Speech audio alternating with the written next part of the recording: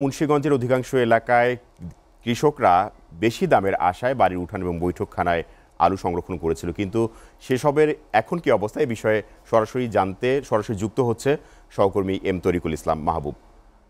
তরিকুল, এখনও সেখানে কি পরিমাণ আলুর মজুদ রয়েছে, কিভাবে তারা সংরক্ষণ করছেন, আর এ বিষয়ে দাম নিয়ে চাষি এবং ব্যবসায়ীরা কি বলছেন, বিস্তারিত জানাবেন।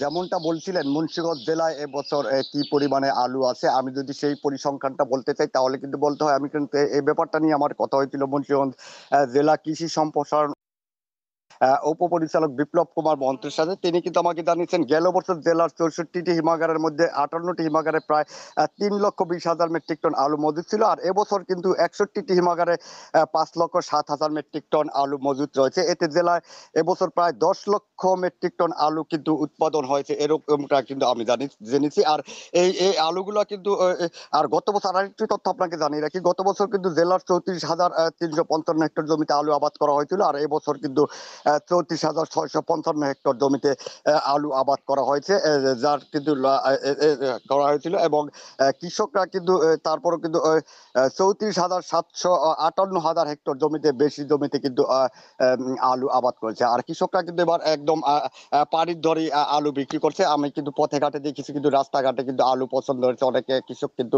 রাস্তাঘাটে আলু ফেলে রেখেছে, বস্তার পরে বস্তা, হাজার হাজার মন টন কিন্তু আলু রাস্তায় ফেলে রেখেছে। তাদের উৎপাদন খরচ পড়েছে মাঠ পর্যায়ে থেকে 17 থেকে 20 টাকার মতো, কিন্তু বর্তমানে আলু কিন্তু পাইকারি খুচরা বাজারে বিক্রি হচ্ছে 13 থেকে 20 টাকার মতো বিক্রি হচ্ছে। অর্থাৎ কৃষকদের কিন্তু প্রতি কেজি আলুতে 5 থেকে 10 টাকার মতো করে লস হচ্ছে। আর এই কারণে কিন্তু জেলায় কৃষকরা প্রায় মাথায় হাত, অনেকেই কিন্তু ধার দেনা করে আলু আবাদ করেও কিন্তু তারা লসের সম্মুখীন হয়েছে। আমি এই পর্যায়ে একজন কৃষকের সাথে কথা বলতে চাই।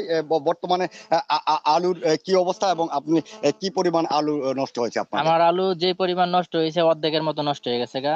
আলু যেই পরিমাণ রোপণ করা হয়েছে, রোপণের টাকা তো দূরের কথা, মনে করেন এখন বিক্রি করতে যে মনে করেন এই টাকার অর্ধেকই চালানের থেকে অর্ধেকই পাইতেছি না।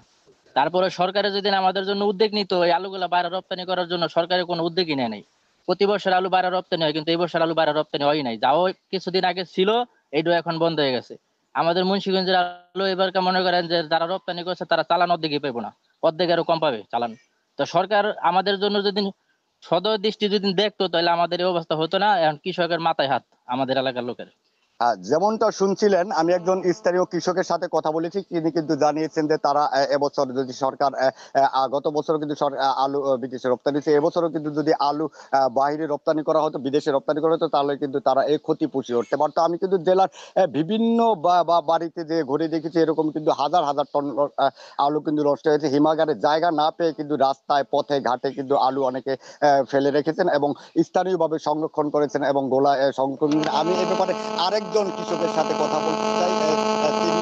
আমি আরেকজন কৃষকের সাথে কথা বলতে চাই। তিনি, আপনি কি পরিমাণ আলু আবাদ করেছিলেন আর কি পরিমাণ লস? আসসালামু আলাইকুম।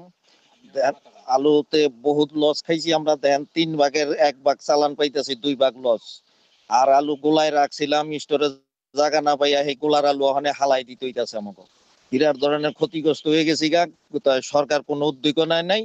গত বছর যে উদ্যোগ নিয়েছিল, গত বছর এরপর আমগো সরকারি রেটে আমগো তো আলু লয়ে গেছে গা।